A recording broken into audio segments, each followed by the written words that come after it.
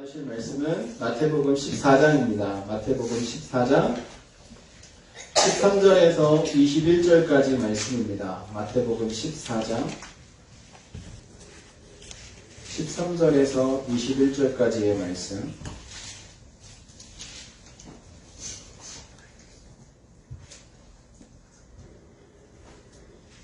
자, 우리 함께 일어서서 함께 교독하도록 하겠습니다. 예수께서 들으시고 배를 타고 떠나사 따로 빈들에 가시니 우리가 듣고 여러 고을로부터 걸어서 따라간지라.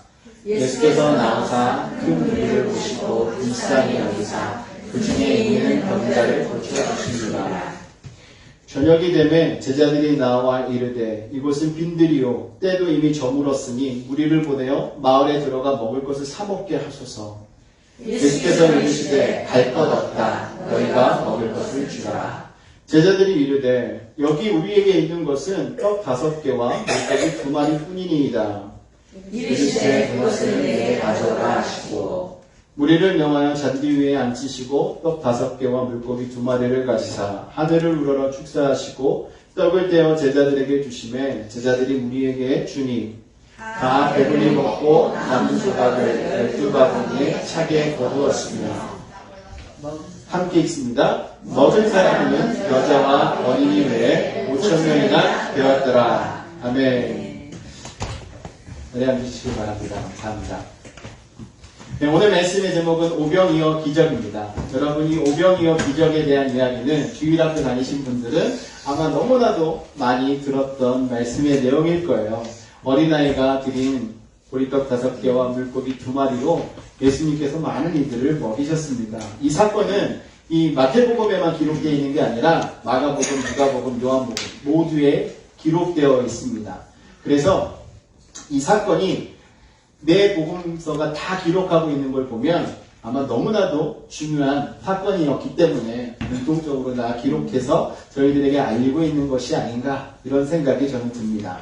오늘 이 사건의 배경은 갈릴리 동북쪽에 있는 벳세다 지역에서 일어난 사건입니다. 특별히 본문의 내용을 보면 그곳을 빈들이라고 표현을 하고 있어요. 빈들. 이 빈들은 사실 광야를 이야기하는 것입니다. 지금 이 벳세다 지역을 가면 마을이 이루어져 있고 거기 기념교회가 세워져 있어요. 하지만 예수님께서 사역하실 그 당시만 해도 광야와 같은 곳이었습니다. 사람이 살지 않고 인적이 드물고 마을이 없는 정말 무언가를 찾고 싶어도 찾을 수 없는 이런 환경이었던 것이죠. 그런데 예수님께서는 이 빈들로 가셨습니다. 이 전에 세례 요한이 목을 베임 당하는 그 사건이 있고 난 이 직후잖아요. 그래서 혹자들은 두려워서 도망갔을 것이다 라고 말하는 사람들도 있어요. 근데 예수님께서는 그런 것이 두려워서 핍박이 두려워서 도망갔던 것이 아니라 예수님께서는 이 빈들로 가셔서 혼자만의 시간을 갖고 싶어 하셨던 것 같습니다. 13절 내용에 보면 따로 가셨다라고 표현되어 있어요. 이 빈들로 따로 가셨다. 그리고 23절에도 보면 무리를 보내신 후에 기도하러 따로 산에 올라가시다. 저물매 거기 혼자 계시더니라고 표현합니다. 이렇게 예수님은 사역의 시작과 끝에 항상 혼자 따로 빈들이나 산으로 가셔서 시간을 가지시는 이런 모습을 보여주고 계십니다. 특별히 오병이어 사건 전후에 예수님께서는 따로 이 시간을 가지셨는데요. 이 시간을 통해서 예수님께서는 영적 재충전을 하시고 사역을 준비하시면서 예수님께서는 시간을 가지시길 원했던 거예요. 그런데 예수님의 주변에 보면 사람들이 끊이지 않습니다. 이렇게 따로 빈들로 가셨는데도 불구하고 많은 무리들이 예수님이 있는 곳으로 나왔어요. 사랑하는 성도 여러분, 저희들도 인생을 살아갈 때 이렇게 따로 시간을 갖는 텀이 필요합니다. 우리가 함께 할 때도 있지만 혼자만의 시간을 가지면서 주님 앞에 무릎 꿇고 인격적으로 주님과 시간을 갖는 그 부분이 저희들에게 필요하다는 거예요. 인생을 살아가다 보면 저희의 귀에 세상의 소리가 너무나 많이 들리잖아요. 하나님의 소리를 집중하고 싶지만 들리지 않을 때가 있습니다. 그럴 때마다 우리는 따로 시간을 구별해서 하나님을 만나는 시간을 만들어야 돼요. 그래서 우리가 큐티라는 것도 하잖아요. 조용하게 하나님의 말씀을 묵상하고 그 묵상한 말씀을 붙들고 기도하면서 하나님의 인도하심과 하나님의 임재를 간구하는 이러한 시간을 많은 분들이 가지고 있습니다. 그런데 어떤 분들은요, 이렇게 따로 빈들에 나와서까지도 마음은 세상으로 가 계신 분들이 계세요. 제가 어렸을 때 기도원에 간 적이 있습니다. 그때 사촌형하고 둘이 갔어요. 기도하러 가겠다고 하니까 집에서 얼마나 좋아하세요. 학생이. 근데 기도원에 가서 둘이 이제 첫날을 열심히 예배하고 은혜 받았어요. 근데 저녁 시간이 되니까 할 게 없더라고요. 원래 기도를 했어야 되는데 마음이 자꾸 바깥쪽으로 가는 거예요. 부모님을 떠나서 자유의 시간을 누리고 있으니까. 그래서 그 기도원 그 산꼭대기에서 걸어서 내려왔습니다. 마음이 하나님을 만나는 데 있지 않고 세상에 있으니까요. 정말 걸어서 1시간을 시내까지 나갔어요. 그래가지고 시내에서 재밌게 놀다가 또 새벽에 걸어서 1시간 기도원으로 들어갔어요. 여러분, 하나님을 만나고자 했다면요, 하나님을 만나는데 집중하셔야 해요. 집중하지 않으면 여러분 세상 쪽으로 우리의 귀와 마음과 우리의 몸이 가게 되어 있다는 겁니다. 여러분, 어떤 사람이 도끼로 나무를 하고 있었어요. 근데 지나가는 사람이 보니까 도끼 날이 무뎌가지고 잘 나무가 되지 않고 있는 상황인 거예요. 그래서 그 사람이 도끼 주인에게 이야기했습니다. 나무꾼에게 좀 쉬는 시간을 가지시면서 도끼를 좀 갈면 어떻겠습니까? 그러면 더 효율적이지 않겠습니까? 이야기를 했더니 내가 얼마나 바쁜 사람인데 그렇게 쉴 수 있냐고. 쉴 시간이 없습니다. 난 계속 나무를 쳐야 됩니다. 이렇게 이야기를 하는 거예요. 여러분, 생각해 보십시오. 만약에 이 나무꾼이 좀 쉬면서 도끼날을 갈았다면 무딘 도끼로 나무를 치는 것보다 훨씬 더 효율적이고 훨씬 더 영양가 있게 시간을 보낼 수 있지 않았겠습니까? 아마 힘도 덜 들어갔을 거예요. 이렇게 우리에게는요, 도끼날을 가는 시간, 따로 갖는 이 시간이 필요합니다. 우리가 바쁘게 일상을 살아갑니다. 바쁘게 일상을 살아가면서 할 일이 얼마나 많습니까? 신경 쓸 일이 많잖아요. 저도 신경 쓸 일이 너무나 많아요. 그러다 잊어버리고 지나가는 것도 있더라고요. 근데 여러분, 그거에 집중하다 보면 정말 우리가 해야 할 것을 못할 때가 있어요. 우리는 하나님의 사람입니다. 그렇기 때문에 우리가 해야 할 것은 하나님을 꼭 만나야 하는 거예요. 예수님처럼 하나님을 만나는 그 시간을 갖고 정말 우리의 영성을 새롭게 하는 이 시간을 가질 필요가 있습니다. 여러분, 오늘 말씀 속에서 예수님은 이렇게 빈들로 가셨는데 빈들에도 많은 이들이 찾아왔어요. 찾아와서 사람들이 예수님의 말씀을 듣기 시작합니다. 얼마나 많은 사람이 왔냐면 5,000명 말고도, 남자 5,000명 말고도 아이들과 여자들과 노인들이 있었어요. 그 말은 5,000명보다 훨씬 많다는 거죠. 계산하려고 만약에 장정 한 사람이 가정을 이루고 있어서 아내가 있고 부모가 있고 자녀가 있다고 생각해봐요. 그러면 최소 5명에서 많게는 10명까지도 한 가정을 이루고 있지 않았겠습니까? 그 당시에 사람들의 소문을 듣고 따라가는데 어떻게 혼자 가겠어요? 가족들을 다 데리고 가지 않았겠습니까? 그러니까 적어도 한 2만 명 이상은 이 자리에 있지 않았나? 이렇게 생각이 듭니다. 근데 그곳에 갔는데요, 이 사람들이 간 이유는 예수님의 그 말씀을 듣기 위해서였어요. 영적으로 채워지는 시간을 가졌던 거잖아요. 그런데 덤으로 육신까지 배불러지는 이런 경험을 하게 되었습니다. 여러분, 오늘날도 아무리 허름한 집이더라도요, 맛집으로 소문나면 사람들이 몰리게 되어 있습니다. 아주 그냥 산골, 아무도 찾지 않는 곳에 있어도요, 소문만 나면 바로 거기가 운전 성실을 이루게 되는 걸 여러분 보게 되죠.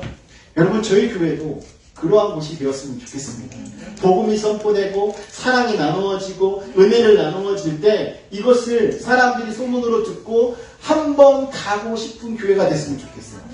그래서 우리가 함께 모여서 예배하고요, 정말 뜨겁게 하나님을 찬양하고 하나님의 말씀에 귀 기울이면서 하나님이 오늘도 우리에게 어떤 은혜를 주시는가, 나에게 베풀어 주신 그 사람 내가 한번 찾아봐야지, 이런 마음으로 모여서 예배하는 교회가 되기를 원합니다.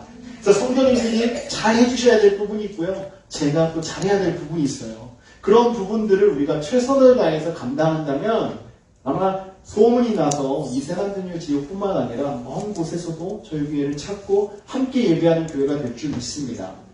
여러분, 중요한 것은요, 우리가 어떤 프로그램이나 또 어떤 사업을 잘 함으로써 사람들에게 소문나는 것, 그게 중요하지 않습니다. 교회는요, 예배와 말씀이에요. 예배와 말씀으로 여러분들이 목숨을 걸면 여러분의 삶이 변하게 되고 여러분의 삶이 변함으로 나타내어지는 그 성령의 열매로 말미암아 많은 이들이 그 모습을 보고 모이게 되어 있는 것입니다. 아마 오늘 예수님이 나가 계셨던 이 빈들의 모습이 그와 같지 않았을까 저는 생각을 합니다. 근데 많은 사람들이 모이다 보니까 문제들이 생겨나요. 문제가 없을 수 없습니다. 근데 가장 큰 문제가 지금은 먹을 문제예요. 그래서 제자들이 예수님께 지금 사람들이 이렇게 많은데 날이 저물어 가고 있습니다. 어떻게 해야 합니까? 우리가 가지고 있는 음식은 물고기 2마리, 우리도 5개밖에 없습니다. 이런 말씀을 드렸어요. 그때 예수님께서 16절에 보면 너희가 먹을 것을 주어라 라고 말씀합니다. 주님께서 사실 그냥 기적을 일으키실 수도 있었어요. 하지만 제자들에게 사명을 주시는 거죠. 너희가 먹을 것을 주어라. 이 말씀을 통해서 예수님께서는요, 제자들을 교육하기를 원하신 거예요. 이런 어려운 문제를 당했을 때 너희들은 어떻게 할 수 있니? 이렇게 질문하는 것 아니겠습니까? 예수를 믿는 사람이라면 어려운 문제를 당했을 때 어떻게 해야 할까? 예수님이 그것을 지금 묻고 계시는 것 같습니다. 너희가 먹을 것을 주어라 라는 이 말에 제자들은 17절에 이렇게 말하죠. 여기 우리에게 있는 것은 떡 5개와 물고기 2마리 뿐입니다. 이 말씀을 들으시고 예수님이 아무런 탓을 하지 않으셨어요. 그냥 그것을 받으셔서 축사하시고 감사하시고 떡을 떼어 갖다 주라고 합니다. 제자들이 그 말씀을 따라 갖다 주었더니 그 많은 사람들이 먹고도 12방주리가 남는 놀라운 은혜를 경험하게 되었던 거예요. 사랑하는 성도 여러분, 오늘 이 말씀에 나와 있는 이런 주님의 놀라운 능력, 기적, 여러분 이것을 맛보려면 우리는 어떻게 해야 하겠습니까? 주님의 능력을 체험하려면 우리는 어떻게 해야 할까요? 여러분 주님의 능력을 체험하고 싶지 않으십니까? 그렇죠? 주님의 능력을 체험하고 그 체험한 것을 사람들에게 나누고 싶잖아요. 그렇죠? 오늘 본문 말씀이 주시는 그 교훈 첫 번째는요. 주님의 능력을 체험하려면 우리 자신을 비워야 합니다. 우리 자신을 비워야 돼요. 오늘 본문의 배경이 빈들이라는 점을 생각하셔야 돼요. 예수님의 일행이 이 베세다 광야로 갔을 때 많은 군중들이 떼지어서 그곳으로 몰려갔습니다. 정말 예기치 않았는데 사람들이 많이 모이니까 예수님이 즉석에서 산상부흥회를 여신 거예요. 그래서 그곳에서 예수님께서 말씀을 전하셨는데 그날따라 말씀이 유난히 길어졌습니다. 그래서 그때가 어떻게 되었냐? 날이 저물어 갈 때가 된 거예요. 많은 인파를 어떻게 해야 할지 제자들이 고민을 하기 시작했습니다. 말씀을 들으면서도 고민하기 시작하는 거죠. 이 사람들을 도대체 어떻게 우리가 돌봐야 될 것인가. 이렇게 많은데 지금 날이 저물어 가니까 시장할 텐데 어떻게 먹여야 될까. 이런 고민을 하게 된 거예요. 아마 자는 것은 문제되지 않았던 것 같아요. 유목 생활을 하기 때문에 그 당시에 아마 옷가지들을 가지고 있었을 것이고 그리고 아무 데서나 잘 수 있는 이런 적응된 습관이 있었기 때문에 그런 것은 문제가 되지 않았을 것입니다. 하지만 지금 먹는 것이 참 문제가 되었던 것이죠. 여러분 이 광야, 빈들 이것은요 아무것도 없는 곳이에요. 그죠? 여기에 모여있는 이 군중들이 만약에 자신들이 필요한 모든 것을 다 짊어지고 나왔다면 이 기적을 경험했을까요? 아마 경험하지 못했을 것입니다. 어떤 사람들이 이렇게 이야기해요. 그 사람들이 이미 배부르게 먹고 나와 있었기 때문에 그 적은 양을 가지고도 사람들이 다 먹을 수 있었고 남았던 것이다 라고 이야기를 합니다. 인본주의 신학자들은 또 이렇게 이야기해요. 그냥 어린아이가 도시락에 작은 걸 내놓으니까 어른들이 양심의 가책을 느껴서 자신의 것을 다 내놔가지고 함께 나눠서 먹어서 그렇게 된 것이다 라고 말하는 사람들도 있어요. 그런데 여러분 이곳은요 광야였고 이들이 그것을 예견하고 갔던 것이 아닙니다. 이렇게 길어질 줄 몰랐어요. 그냥 잠깐 가서 보고 돌아오려고 했었는데요. 말씀을 듣다 보니까 시간이 많이 간 거고요. 그러다 보니까 본인들이 해결할 수 있는 능력이 전혀 없는 상황이 된 것입니다. 여러분 이 빈들이 품고 있는 그 뜻은 무엇이냐면요. 하나님은 모든 것을 비운 심령에게 능력을 베푸신다라는 의미를 가지고 있습니다. 이 말은 사람이 아무것도 가지고 있지 않을 때 비로소 그때 하나님의 은혜를 경험할 수 있는 기회가 된다는 것이에요. 여러분, 사람들이 모이면 어떻습니까? 자신들이 가진 걸 자랑합니다. 그리고 자녀들이 잘 되는 것을 이야기하고 또 자신이 지금 관심 있는 분야가 잘 됐을 때 막 그것을 나눠요. 여러분, 주식에 관심 있는 분들은 모임에 하는 말이 어느 게 상한가를 치고 있는지를 계속 이야기를 합니다. 그러니까 자신이 잘 되고 있다는 것을 나타내잖아요. 이런 것들을 자랑하고 이러면요, 사실 주님이 일할 공간이 없습니다. 그냥 나도 잘 되고 있는데 주님이 뭐하러 일하시겠어요. 그렇죠? 또 그 반면에 어떤 분들은 힘들고 어려운 문제들을 가지고 와서 자꾸 이런 것 문제가 내 탓이 아닌가, 또 이런 것 때문에 사람들을 보았을 때 자격지심이 느껴지고 나에게만 이런 일이 생기는가 하는 마음에 교회에 와서도 우리가 예배 가운데 자격을 누리지 못할 때가 있어요. 그런데 여러분, 교회에 와서 그렇게 스트레스 받을 필요가 없어요. 여러분, 우리가 조금 부족하고 내가 조금 남들보다 모자른 것 같다. 그러면요, 하나님 앞에서 기쁨으로 하나님, 제가 하나님께서 일하실 것을 경험할 수 있는 상황이군요. 이렇게 생각하시면 돼요. 여러분, 저희들도 인생을 살아갈 때 어려운 일이 얼마나 많습니까? 그걸 저희가 다 해결하려고 하면 아무것도 할 수 없어요. 하지만 그 틈을 주님께 맡겨드릴 때 주님이 그 안에서 일하시게 되는 것입니다. 여러분, 은혜 받을 수 있는 조건은요, 세상에서 성공하고 가진 것이 많고 내가 누리는 것이 많은 것이 조건이 아니에요. 오히려 주님 앞에 나올 때 아무것도 없고 비어있는 그 상태가 주님께서 일하시기 좋은 상태라는 것입니다. 사도 바울이 고백했어요. 사도 바울이 고백할 때도요, 비천하고 낫고 병든 자들에게 친히 하나님께서 일하신다 라는 것을 말해요. 고린도전서 1장 26절에서 29절 한번 보십시오. 형제들아, 너희를 부르심을 보라. 육체를 따라 지혜로운 자가 많지 아니하며 능한 자가 많지 아니하며 문벌 좋은 자가 많지 아니하도다. 그러나 하나님께서 세상의 미련한 것들을 택하사 지혜 있는 자들을 부끄럽게 하려 하시고 세상의 약한 것들을 택하사 강한 것들을 부끄럽게 하려 하시며 하나님께서 세상의 천한 것들과 멸시받는 것들과 없는 것들을 택하사 있는 것들을 폐하려 하시나니 이는 아무 육체도 하나님 앞에서 자랑하지 못하게 하려 하십니다. 육신적으로 가지고 있는 모든 것은요, 자랑거리가 될 수가 없습니다. 하나님께서는요, 그것을 기뻐하지 않으세요. 그것을 자랑하는 것을 교만이라고 말씀하시지 그것이 하나님의 기쁨이라고 말씀하지 않으십니다. 오히려 아무것도 없는 상황 속에서 하나님 앞에 나와서 우리의 이 비어있는 모습을 있는 그대로 하나님 앞에 맡길 때 하나님은 그 모습을 보시고 일하시는 거예요. 여러분, 손명희 씨 잘 아시죠? 나라는 이 복음상가를 만들어가지고 사람들이 많이 알게 되시는데요. 이분은 사실 내성마비 환자예요. 그런데 시를 지었습니다. 나라는 시. 근데 가사 내용을 보면 내성마비 환자로서 고백할 수 없는 내용을 고백하고 있는 거예요. 내용이 이렇습니다. 나 가진 재물이 없으나, 나 남이 가진 지식 없으나, 나 남이 갖고 있는 건강이 없으나, 나 남이 없는 것 있으니 남이 보지 못한 것을 보고 남이 들을 수 없는 그 소리를 들었고 남이 가질 수 없는 그 은혜를 받았고 남이 받지 못한 그 사랑을 받았다라고 이야기합니다. 여러분, 하나님께서 저희들에게 주신 은혜를 경험하면요, 이러한 고백이 자연스럽게 나옵니다.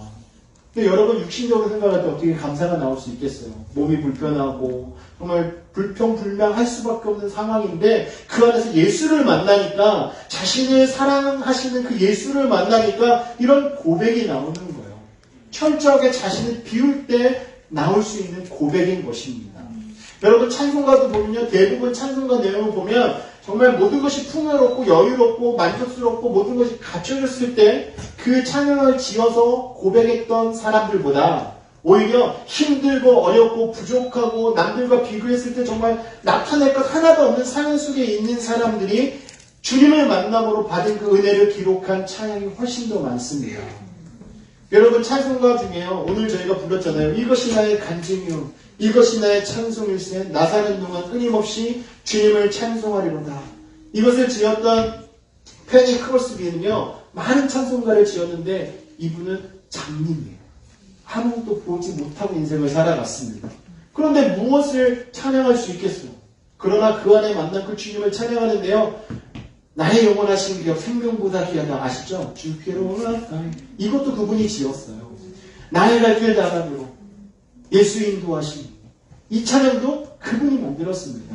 여러분 가사의 내용을 보면 모든 것을 다 갖고 만족스럽고 정말 사람들과 비교했을 때 부러울 곳이 없는 사람이 고백한 것 같지 않습니까? 하지만 그렇지 않았다는 거예요. 여러분 우리 자신을 비울 때 주님이 그 안에서 역사하는 거예요. 우리들이 가지고 있는 건 결코 그것이 자랑거리가 아닙니다. 우리가 또 가지고 있지 않다고 해서 그것이 우리를 위축시키거나 우리를 정말 비굴하게 만들 요소가 아니라는 거예요. 우리가 인생을 살아갈 때 저마다 모습은 다르지만 주님께서 주시는 사랑은 똑같다라는 것입니다. 주님께서 주시는 그 사랑 가운데 우리가 마음을 열면 주님께서는요 오늘 이 빈들에서 오병이어의 기적을 일으키셨던 것처럼 우리의 인생 속에서 주님께서 기적을 행하실 줄 믿으시기 바랍니다. 여러분 마음을 비우십시오. 세상의 것들로 채우지 마세요. 여러분 세상의 것들로 채워봐야 그것은요 누가 드라마에서 이야기했잖아요. 똥덩어리라고. 대성과 같은 거예요. 여러분 이 땅에서 지내는 이 짧은 순간 동안 편할 수는 있지만 그것이 영원한 우리의 삶 속에서 작용할 거리가 되지 못한다는 것을 여러분 반드시 기억하십시오. 우리가 주님과 동행하고 주님과 함께하고 주님과 살아가는 그 순간순간이 앞으로 영원한 삶을 살아가는 데 있어서 가장 필요한 조건인 거예요. 주님을 믿고 주님을 사랑하는 마음으로 주님과 동행할 때 주님께서 우리의 삶의 구석구석에서 이러한 은혜를 베풀어 주시고 정말 우리에게 영원한 삶을 주셔서 그것을 기대하며 소망하며 기쁨으로 살아갈 수 있는 겁니다. 여러분 저희가 나타날 게 뭐가 있겠어요. 다만 주님께서 주신 그 은혜 때문에 구원받았기 때문에 그것으로 인하여 기뻐하고 즐거워하며 살아가는 것입니다. 그러니까 여러분 교회에 오실 때도요 오셔서 뭔가 자랑하려고 하지 마시고 또 혹은 오셔서 그냥 주눅 들고 이러지 마십시오. 우리는 전부 다 하나님의 사람입니다. 하나님의 자녀입니다. 여러분 우리는 자랑스러운 하나님의 자녀예요. 하나님이 저희를 지으시고 심히 보기 좋았더라라고 이렇게 말씀하셨다고 하는 것을 믿으시기 바랍니다. 여러분의 모든 것을 비우십시오. 그것이 바로 겸손이고 주님 앞에 우리가 주님을 믿습니다라고 말하는 고백인 것입니다. 이런 고백 가운데 주님은 역사하시는 거예요. 두 번째로 주님의 능력을 체험하기 위해서는요 무기력한 우리의 모습을 그대로 내려놔야 합니다. 어느 분들은 무기력한 이런 모습들을요 포장해서 보이지 않으려고 하고 가리려고 하는 경우가 있습니다. 하지만 이런 모든 모습을 주님 앞에 그대로 내어드려야 주님의 능력을 경험하게 되는 거예요. 오늘 이렇게 날이 저물어 갔을 때 제자들이 예수님의 설교가 길어지면 길어질수록 머릿속에서는 이거 어떻게 해야 되지? 여기는 빈들이고 광야인데 어떻게 이 사람들을 핸들해야 될 것인가? 이런 마음속에 있었을 거예요. 고민하다가 예수님께 말씀드렸어요. 예수님 이제 날이 다 저물어 갔으니까요. 사람들에게 이야기해서 마을로 가서 끼니를 해결하고 다시 내일 오라고 그렇게 말씀을 해주십시오. 이렇게 이야기를 했습니다. 아마 제자들 입장에서는 자신들이 생각한 가장 지혜로운 말이었을 거예요. 16절 말씀 보면 예수님의 대답은요. 이 제자들의 그 말과 다른 대답을 하고 계세요. 아마 제자들은 그렇게 이야기했을 때 그래야 되겠구나. 빨리 사람들에게 이야기해서 식사를 하고 오게끔 내가 이야기할게. 이렇게 말씀하실 줄 알았는데 그렇지 않았어요. 16절에 갈 것 없다. 너희가 먹을 것을 주라. 여러분 너희가 먹을 것을 주라 이 소리를 딱 듣는 순간 제자들은 어떻게 했습니까? 이 사람은 어떻게 먹이지? 우리가 음식을 해도 할 수가 없고 하고 싶어도 재료가 없고 또 이 사람들을 다 사먹이고 싶은데 돈이 없고 이런 계산이 막 돌아가지 않았겠습니까? 같은 사건을 기록하고 있는 마가복음 6장 37절에 보면요 제자들이 이렇게 이야기해요. 이 많은 군중들을 사먹이려면 200데나리온이나 필요합니다. 벌써 계산이 다 된 거예요. 이 사람들을 먹이려면 200데나리온이 필요합니다. 이만큼이면 얼마나 되겠어요? 오늘날 화폐로 계산을 하자면 한 데나리온은 한 사람의 품삯이에요. 최소 한 사람의 품삯이 100불이라고 가정하면요 2만 불이라는 돈이 당장 필요한 거예요. 아무것도 없는 제자들이에요. 근데 이것은 어디까지나 제자들의 계산적인 관점에서 나온 해결책인 거잖아요.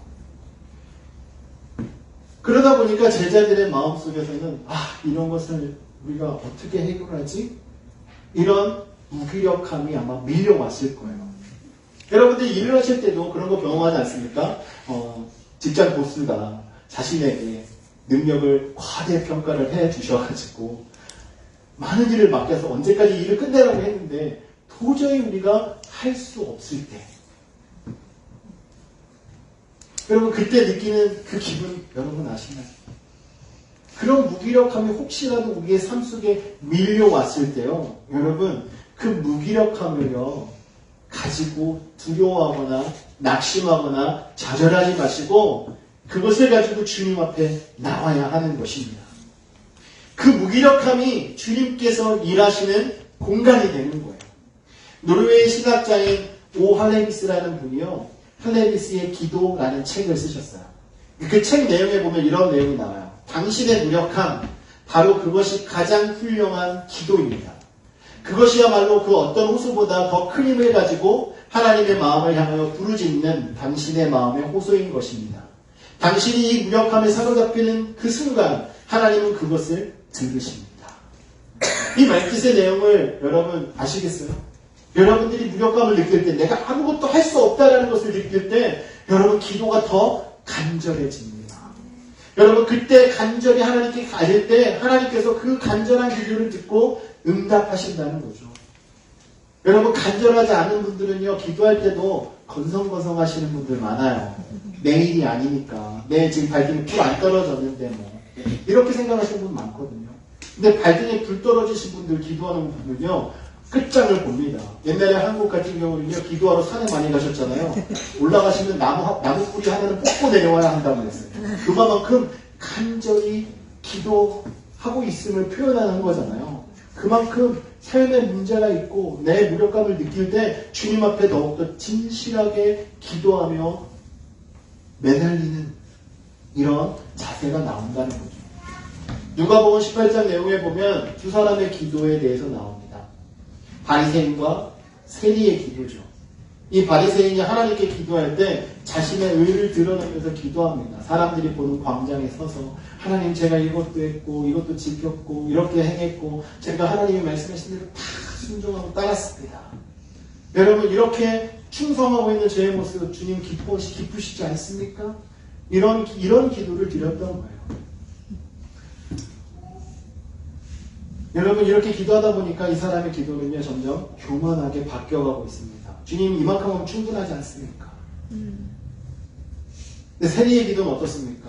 자신의 부끄러운 모습, 죄인된 모습 이것 때문에 앞에 나서지도 못하고 숨어서 구석에서 기도하는 이 모습 여러분 감히 하나님 앞에 고개를 들지 못하고 자신의 죄인됨을 불쌍히 여겨달라고 기도하는 이 세리의 기도를 더 그 중심을 보시고 들으신다는 주님의 이 말씀을 여러분의 가슴에 새겨야 합니다. 기도는 다른 것이 없어요. 우리가 기도할 때 주님 정말 이 모든 것을 주님 없이는 아무것도 할 수 없습니다라는 이 마음을 가지고 간절하게 기도하는 것 이것밖에 없습니다. 주님 저희를 불쌍히 여겨주십시오. 주님이 저희를 불쌍히 여겨주시지 않으면 아무것도 할 수 없습니다라고 간절하게 부르짖고 매달려야 하는 것입니다. 여러분 우리의 무기력함을 바라보고 있으면요 한없이 낮아지고 아무것도 하지 못하고요 절망 속에 허우적거릴 수밖에 없습니다. 하지만 무력한 우리의 모습이 발견되었을 때 그 모습을 주님 앞에 내려놓으신다면 주님께서 일하시는 거예요. 여러분 제자도 보세요. 주님께서 너희가 먹을 것을 갖다 주라 했을 때 바로 자신들의 문제를 이야기합니다. 여러분 주님 이 사람들을 다 먹이려면 이만큼이 필요합니다. 그런데 주님 저희에게 이만큼의 음식이 있습니다. 현재의 모습을 말씀드리는 거잖아요. 물고기 2마리와 보리떡 5개 어린아이가 가지고 온 이 도시락이 있습니다. 주님 이것 가지고 여러분 주님 앞에 그냥 내려놓으니까 주님이 능력을 행하시는 거 아니겠습니까? 여러분이 가지고 있는 물고기 2마리, 보리떡 5개는 무엇입니까? 여러분의 가장 연약한 것이 무엇입니까? 여러분의 가장 연약한 그것을 주님께 내려놓으세요. 그러면 주님이 그것을 붙잡아 주시는 거예요. 내가 무엇을 해보려고 제자들이 만약에 이 사람들을 먹이려고 바둥바둥 됐으면요 아무런 일도 일어나지 않았을 거예요. 하지만 주님 앞에 그것을 내려놓으니까 주님이 일하셨습니다. 제자들과 이 많은 사람들이 주님의 그 기적을 경험하게 되었습니다. 사랑하는 성도 여러분, 여러분의 무력함을 주님께 내려놓으세요. 그것이 주님께서 일하실 수 있는 공간이 되는 거예요. 여러분, 주님의 그 능력을 경험하는 저와 여러분 되기를 주님의 이름으로 축원합니다. 네, 마지막입니다. 마지막으로 주님의 능력을 체험하려면요, 말씀을 믿고 순종해야 합니다. 말씀을 믿고 순종해야 돼요. 여러분, 지금 제자들이 주님 앞에 말씀드렸잖아요. 사람들로 하여금 마음으로 가서 식사를 하고 오게 해주십시오. 빨리 이렇게 이야기해 주십시오. 그랬더니 주님이 갈 것 없다. 너희가 줘라라고 말씀했어요. 그때 제자들이 드린 그 물고기 2마리와 보리떡 5개 가지고 주님이 축사하시고 나눠주라고 하셨을 때 제자들의 마음은 어떻겠습니까? 여러분, 바로 충분히 다 먹이고도 남을 수 있을 거야 라고 생각하고 나갔을까요? 아무 생각이 없었을 거예요. 다만 주님께서 말씀하시니까 그 말씀에 순종한 거예요. 여러분, 주님의 말씀에 순종할 때 역사는 일어나는 거예요. 주님은요, 이것을 원하세요. 하나님의 말씀에 순종하기를 원하시는 것입니다. 하나님의 말씀을 믿고 따라가기를 원하시는 거예요. 여러분, 우리가 얼마나 많은 말씀을 듣습니까? 하나님의 말씀을 듣고 그 말씀 속에서 주시는 은혜가 있고 하나님께서 약속한 축복이 보장되어 있음에도 불구하고 우리가 그것을 누리지 못하는 이유는요, 믿지 못하기 때문에, 순종하지 못하기 때문입니다. 요한복음 14장 1절에 주님이 말씀하셨어요. 너희는 마음에 근심하지 말라. 하나님을 믿으니 또 나를 믿으라. 할렐루야. 여러분, 예수 그리스도를 믿으십니까? 하나님 아버지를 믿으십니까? 그러면 두려워하지 마십시오. 여러분, 주님께서 여러분 안에서 일하시게 될 거예요. 주님의 말씀 많이 듣지 않으셨습니까? 그 말씀이 여러분들에게 역사하게 될 줄 믿습니다. 여러분, 제자들이 만약에 이거를 가지고 갔다가 모자라서 사람들에게 망신당하면 어떡하지? 만약에 이런 생각을 갖고 있었으면 아무 일도 안 일어났을 거예요. 주님이 가서 해주세요. 저희 못하겠어요. 여러분, 주님 생각해보세요. 이거 가지고 어린아이 한 사람 먹기도 충분하지가 않은데 어떻게 이 많은 사람을 먹일 수 있겠습니까? 만약에 이렇게 반응했다면 아무 일도 일어나지 않았을 거예요. 여러분, 제자들이 아무리 무능하고 아무리 계산적이고 아무리 제자들이 능력이 없는 사람들이었지만 이 순간만큼은요, 믿음의 거장들이었습니다. 주님의 말씀에 순종하고 그 말씀대로 행하니까 기적이 일어났습니다. 주님은요, 기적의 하나님입니다. 예수님은요, 우리 인생 속에서 날마다 기적을 베풀어 주실 수 있는 분이에요. 그런데 여러분들이 기적을 경험하지 못하고 있는 이유는 바로 여러분들의 믿음의 순종이 없기 때문에 그렇습니다. 여러분, 믿음으로 순종하십시오. 그러면 바로 경험하게 되는 거예요. 여러분, 주님이 기다리라고 하면 끝까지 기다려야 돼요. 여러분, 주님이 가라고 하면 가기 싫어도 가야 하는 곳입니다. 그러면 주님께서 일하시는 거예요. 예수님께서 가나 혼인잔치에서 물을 포도주로 만드는 기적을 일으키셨습니다. 그때도요, 말씀에 순종했던 자들이 있어요. 하인들이죠. 하인들 입장에서 봤을 때 터무니없는 일을 시키고 있어요. 포도주가 부족한데 항아리에 물을 채우래요. 근데 그 항아리는 정결 예식을 위한 항아리였잖아요. 그리고 물을 채우는데 물이 어떻게 포도주가 되겠습니까? 그런데 하라고 하니까 채웠어요. 그리고 그것을 떠서 갖다 주라고 하니까 갖다 주었습니다. 여러분, 그냥 말씀이면 그 말씀에 순종하는 거예요. 그렇다고 여러분 맹목적으로 그냥 하나님의 말씀이라고 사람들이 이야기하는 것을, 사람의 말인데 그것이 하나님의 말씀이라고 하는 것을 듣고 따르면 안 돼요. 잘 분별하셔야 합니다. 우리에게 주신 성경 말씀, 하나님 말씀, 그 말씀이 주시는 것에 순종하라는 것입니다. 다른 사람들이 이건 하나님께서 주신 뜻이야 라고 이야기하면서 이거 꼭 해야 돼 라고 말할 때 잘 분별하셔야 합니다. 주님의 말씀에 우리가 순종할 때 역사가 일어나는 것입니다. 모세가 홍해 바다를 향해서 하나님께서 하신 말씀을 믿고 선포하고 지팡이를 들었을 때 갈라졌던 거예요. 이런 순종이 없었으면 이스라엘 백성들은 그냥 홍해에서 다 죽었을 수도 있습니다. 여러분 생각해 보세요. 베드로가 고기를 어떻게 그렇게 많이 잡을 수 있었겠습니까? 밤새 그물을 던졌고 고기 잡는 데는 노하우가 있었던 사람 아닙니까? 누구보다도 프로페셔널 사람이에요. 그런데 밤새 고기를 못 잡고 들어온 그에게 예수님께서 하신 그 말씀에 순종한 것 자체가 대단한 거예요.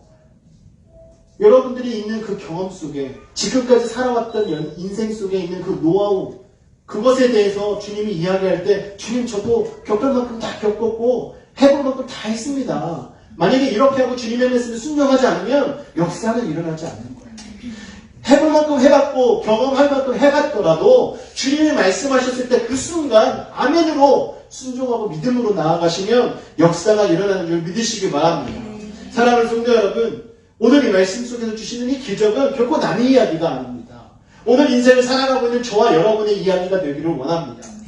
주님의 그 기적, 주님의 크신 능력을 경험하기를 원하신다면 여러분 자신을 먼저 비우십시오. 여러분 자신을 비우고 주님을 만나세요.